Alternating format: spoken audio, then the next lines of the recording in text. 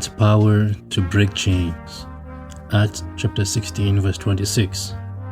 And suddenly there was a great earthquake, so that the foundations of the prison were shaken, and immediately all the doors were open, and everyone's bonds were loose.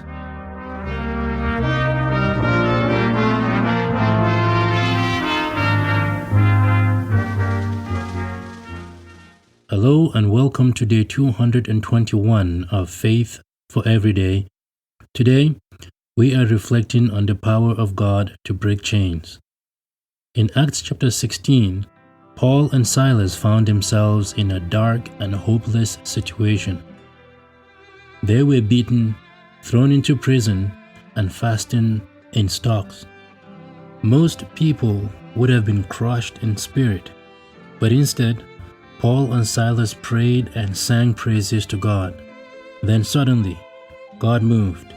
The earth shook, the prison doors flew open, and the chains that bound them fell off. It was a demonstration of God's power to set His people free. This passage reminds us that no matter how heavy the chains in our lives may feel, God has the power to break them. The chains may be fear, guilt, addiction, discouragement, or even the expectations of others. Sometimes these chains are physical or emotional circumstances that weigh us down. But notice something important in this story. The breakthrough came when Paul and Silas were praying and worshiping. Their focus was not on the walls that confined them, but on the God who could deliver them. Worship and prayer are a powerful weapon that invites God's presence and releases His power. Let us take a moment to think about our own lives. What chains are holding you back today? Is it doubt that keeps you from trusting God fully? Is it the sense of failure that whispers you are not good enough? Or maybe it is a difficult habit that feels impossible to break? The same God who shook the prison for Paul and Silas is still at work even today.